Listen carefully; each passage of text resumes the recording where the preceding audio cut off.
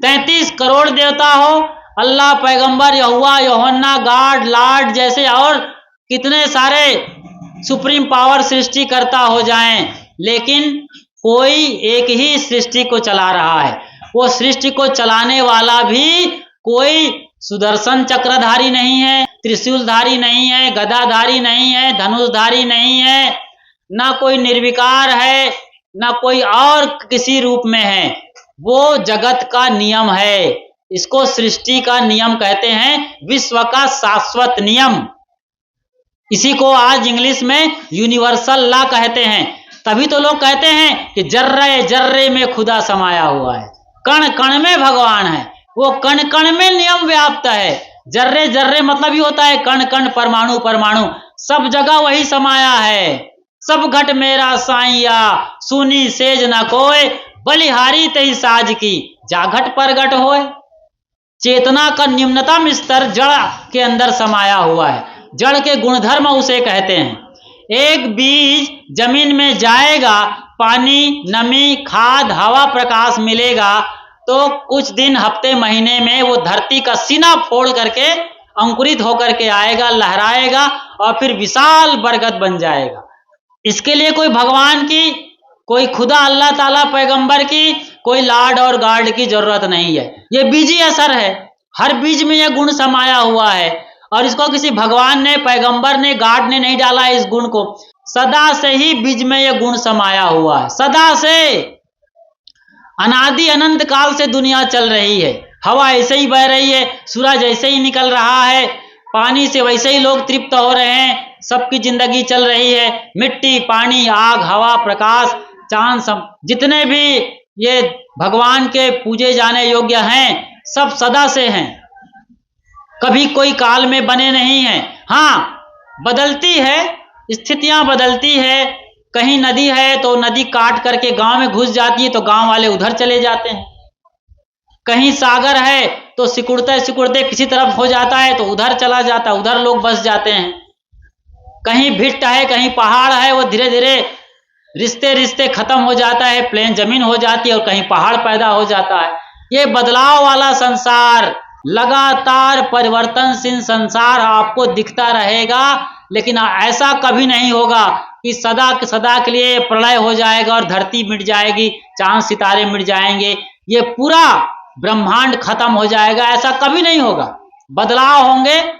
जिस ब्रह्मांड को हम जानते हैं, सूरज के सौर मंडल के साथ 9 ग्रहों को, ऐसे कितने सारे ग्रह, नक्षत्र, तारे हैं, असंख्य, अनंत अनंत काल तक हम एक रॉकेट में बैठ जाएं, 1 सेकंड में वो रॉकेट 1 अरब किलोमीटर चला जाए। 1 सेकंड में 1 अरब किलोमीटर की यात्रा करने की क्षमता रखता हो रॉकेट, और अरबों साल तक उस रॉकेट में हम घूमते रहें तो भी इस दुनिया का ओर छोड़ नहीं पाएंगे।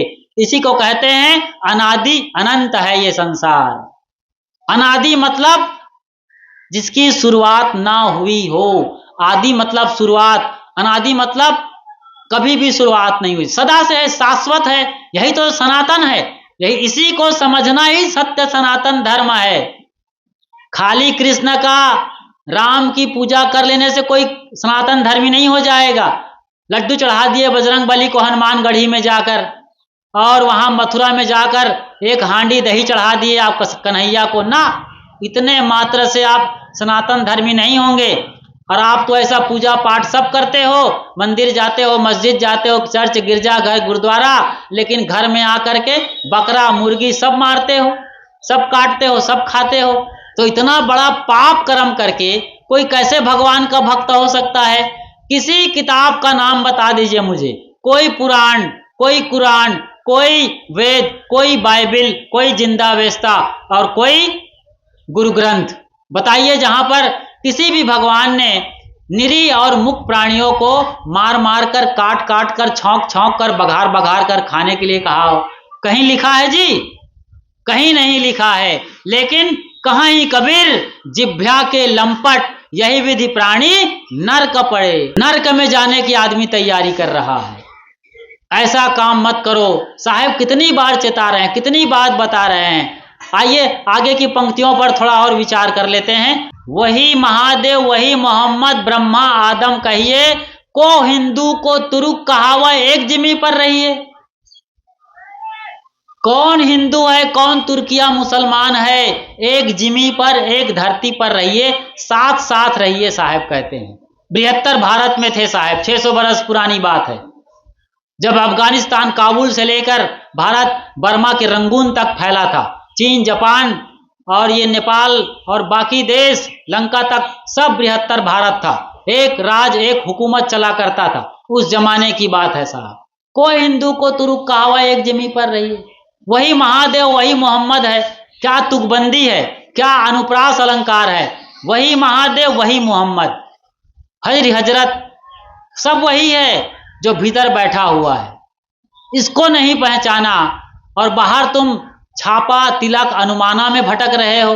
टोपी पहिरे माला पहिरे छाप तिलक अनुमाना, साखी शब्दे गावत भूले आत्म खबर ही न जाना। क्या गजब गजब की साहब। आप बीजक तो पढ़िए, कबीर साहब के भजनों में तो उतरिए, गोता तो लगाइए, आनंद ही आनंद है। इससे बड़ा कोई धर्म नहीं है। कबीर साहब की वाणी के आधार पर देखते हैं तो मानवता सबसे बड़ा धर्म है, प्रेम सबसे बड़ा धर्म है, इससे बड़ा कोई धर्म होगा। तुम लोग खाली जो है जालीदार टोपी मूंछ कटा के और हरी लुंगी लगा करके मुसलमान बनते हो और खतना करा लिए हो, खतना नबी पैगंबर हजरत बोलते हो। तुम्हारे खुदा में इतनी ताकत नहीं है कि पेट में ही वो काट देता चमड़ी और खतना कर देता, सुन्नति करा देता। जो तू तुरुक तुरुक निक जाया, काहे न पेटा ही सुन्नति कराया। और जो तू ब्राह्मण बामनी को जाया, काहे ना कांधे धागा लगाया। क्यों भाई धागा लगा के नहीं आ गए? काहे आके बाद में हो रहा है यज्ञोपवीत संस्कार? काहे बाद में चुटैया रख रहे हो? और काहे को तुम जो है ये गेरुआ कपड़ा पहन के बोल रहे हो हम कट्टर सनातनी हैं, कट्टर हिंदू हैं? अरे हिंदू शब्द भी हिंदू नहीं है, ध्यान दीजिएगा। हिंदू शब्द भी हिंदू नहीं है। ये तो मिडिल ईस्ट के लोग आए, पर्सियन लोग, अरबी फारसी बोलने वाले लोग, तो वो लोग सा का हा उच्चारण करते हैं। आज भी राजस्थान में जाइएगा तो साबुन को हाबुन कहते हैं, सफ्ता को हफ्ता कहते हैं।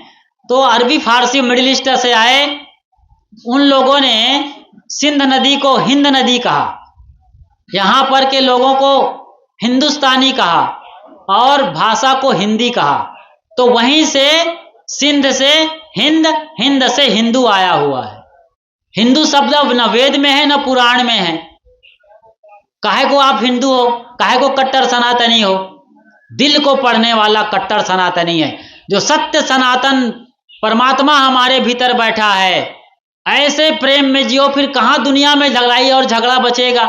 हम सब एक हैं, सब में वही वही समाया हुआ है। जित देखूं तित तू ही तू, जीव मति मारो बापुरा, सबका एक है प्राण, हत्या कबहू न छूटी है, चाहे कोटिन सुनो पुराण। वही बसता है तो मारोगे किसको? दूजा है ही नहीं। कबीर साहब की वाणी को पढ़िए, एक से एक तगड़े प्रमाण है। और कबीर साहब की वाणी के आधार पर ही भारत का संविधान बना है। आप लोग जानते होंगे भारत का संविधान कबीर साहब की वाणी के आधार पर बना हुआ है। कबीर वाणी की जीत संविधान है और संविधान कबीर साहब की वाणी है। स्वयं अंबेडकर साहब, डॉक्टर बाबा साहब भीमराव अंबेडकर अपनी मां के दूध के साथ कबीर साहब के भजनों को पिए थे। लोरी सुनाई थी दूध पिलाते पिलाते अंबेडकर को, कबीर साहब के भजनों को गा गा करके उनकी मां, क्योंकि उनका माँ बाप पक्के कबीरपंथी थे। सोचिए जरा। और आज लोग कबीरपंथी बन रहे हैं, कोई अंबेडकरवादी बन रहे हैं, कोई बौद्धिस्ट बन रहे हैं, कोई रामानंदी बन रहे हैं, कोई गायत्री परिवार वाले, कोई निरंकारी समाज वाले, कोई शिव चर्चा वाले, कोई फलान ढमाक बन बन करके कितने टुकड़े कर दिए भारत के, जाति परंपरा के नाम पर, मजहब के नाम पर, संप्रदाय के नाम पर। जबकि हम सब एक हैं। बेगर बेगर नाम धराए एक मिट्टी के भाड़े, वेद किताब पढ़े वह कुतबा, वह मौलाना वह पाड़े, बेगर बेगर नाम धराए एक मिट्टी के भाड़े। इससे बड़ा और क्या प्रमाण मिलेगा जी। वेद किते पढ़े वह कुतबा, वह मोलना वह पाड़े। पाड़े लोग वेद पुराण का हवाला दे रहे हैं, वेद में ये लिखा है, पुराण में ये लिखा है, ये ग्रंथों में लिखा है, धर्मशास्त्रों में ये लिखा है कि ब्रह्मा ने इस पूरी सृष्टि की रचना की है और उन्होंने वेद की रचना किया है, पुराण भी उन्होंने बनाया है। वेद पुराण को पढ़कर जो जीता है वही सच्चा सनातनी हिंदू है। ये कौन बोल रहे थे? कट्टर हिंदू वाले।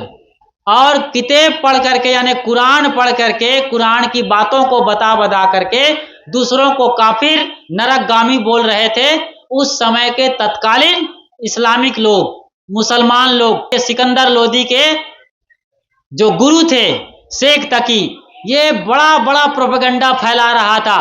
कबीर साहब को भी ये मुसलमान बना लेना चाहते थे अपने जद में करने के लिए, ताकि सारे हिंदू एक झटके में फिर हमारे हो जाएंगे। कबीर साहब के लिए ये बात आती है कि नीरू नीमा ने इन्हें पाला था बचपन में, आप सब जानते हैं नीरू नीमा ने इन्हें पाला था, जो कन्वर्टेड हिंदू हैं। मतलब अभी कुछ साल पहले थे तो हिंदू, लेकिन मुसलमान और मुगल राजाओं के चक्कर में आकर, उनके कहने में आकर, उनकी बदमाशियों में आकर ये नीरू नीमा हिंदू होते हुए मुसलमान हो गए थे। अब इन्होंने लहर ताला के पास कबीर साहब को पाए थे और परवरिश मुसलमानी रीति रिवाज से हुआ था साहेब का। तो शेख तकी जो बड़ा पीर और औलिया था उस जमाने में और कट्टर दुश्मन था कबीर साहब का, लगभग हम उम्र थे कबीर साहब के। ये जब से जाने पीछे पड़े थे कबीर साहब के और ये जानते थे कि कबीर साहब मुसलमान है जन्म जायज पैदाइशी, इनको बदलने में कोई ज्यादा वक्त नहीं लगेगा। और शेख तकी ने अपने गुंडों को भेजकर, अपने लोगों को भेजकर कबीर साहब की पालने वाली माँ यानी नीमा को भी बरगला दिया था और नीमा को हाजिर किया गया दिल्ली में। या जब काशी आए थे सिकंदर लोदी तो सभा लगी, उस सभा में नीमा को प्रस्तुत किया गया और नीमा से कहलवाया गया कि कबीर साहब हमारे खानदान में परवरिश हुई है, मैंने दूध पिलाया है, नमाज और सब चीजें सिखाया है, लेकिन ये राम राम करता है, ये योगियों अवधूतों के पास बैठता है, ये नाथपंथियों से मिलता है, रामानंदियों के पास बैठता है, राम राम हरि हरि और सारंग पानी को भज रहा है, देवी देवता हिंदुओं की बजता है, उनके गीत गाता है, उनकी बात करता है। अब किसी की माँ ही जब ये बोल दे तो और कोई प्रमाण की जरूरत है?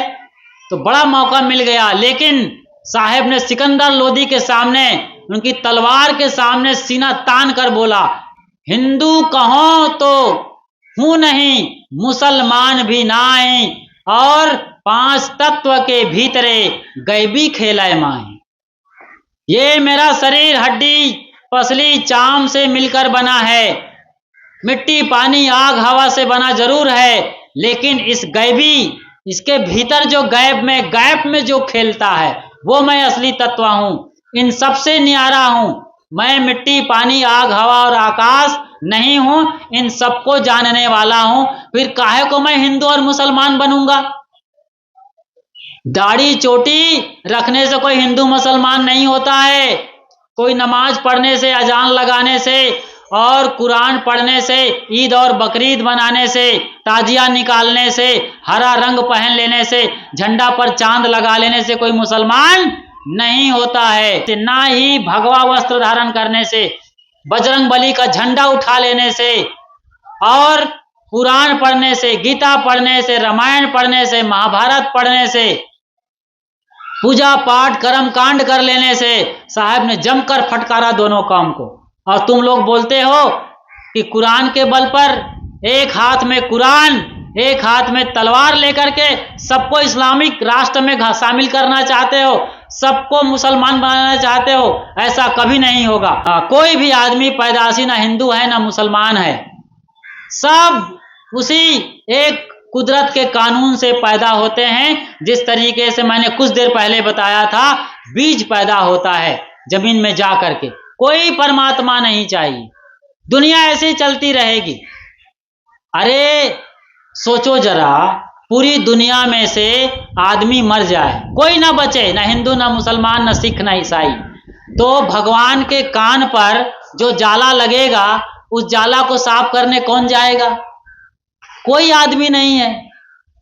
कौन जाला साफ करेगा? और आज मंदिर में जा करके भगवान की मूर्ति बनी हुई है, उसको लोग बार बार उसके कपड़े बदल रहे हैं, पूजा कर रहे हैं, पाठ कर रहे हैं, तिलक चंदन लगा रहे हैं और 56 भोग दे रहे हैं। 56 भोग कोई भगवान खाता है? कोई रिकॉर्ड है? आप रिकॉर्ड करके दिखा लीजिए मुझे, मैं उसे Guinness book of world record के लिए भेज दूंगा उस वीडियो को।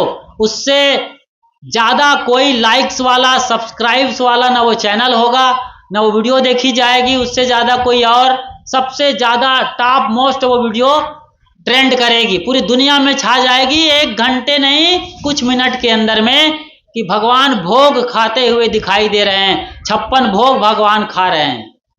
ऐसा कहीं होता ही नहीं है। अरे भगवान खाता है, चलो ठाकुर जी भोग लगता है, ठाकुर जी भोग खाते हैं, तो इतने 25 साल से खा रहे हैं, उनका कोई पेट है कि बंकर सब हजम होता जा रहा है? अरे जब रोज रोज खाएगा तो कहीं जाएगा भी तो, टॉयलेट बाथरूम, मंदिर के अंदर बना है टॉयलेट, टट्टी घर बना है भगवान के लिए, कहीं पर कोई इंतजाम है किसी मंदिर मस्जिद चर्च गिरजाघर गुरुद्वारे में? ना कोई खाता है ना कोई जाता है। अरे बच्चों के खेल खिलौना से भी गया गुजरा आदमी हो गया है, इतनी बुद्धि बेच दिया है भगवानवाद के चक्कर में, पंडे पुरोहित मुल्ला मौलवियों और पोप पादरियों के चक्कर में नाक रगड़ रहा है, भोग मोक्ष मांग रहा है। खुद बनाया है, शूद्रों ने बनाया है, और उनकी प्राण प्रतिष्ठा बड़े बड़े पंडित पुरोहित कर रहे हैं, बड़े बड़े पादरी कर रहे हैं, मुल्ला मौलवी आ रहे हैं। कहीं कोई भगवान उठ के नहीं आया, न कभी किसी को समझाया, न किसी को सच्चा राह बताया। सच्चे सदगुरु संत ही भगवान हैं। आपके माता पिता से बड़ा कोई भगवान है? बांस की फट्टी को लाते हो, पुआल लपेटते हो, बोरा लपेटते हो, साड़ी पहनाते हो, ब्लाउज पहनाते हो, मुकुट पहनाते हो, और तमेव माता चा तमेव पिता तमेव बंधुश्चा सखा तमेव।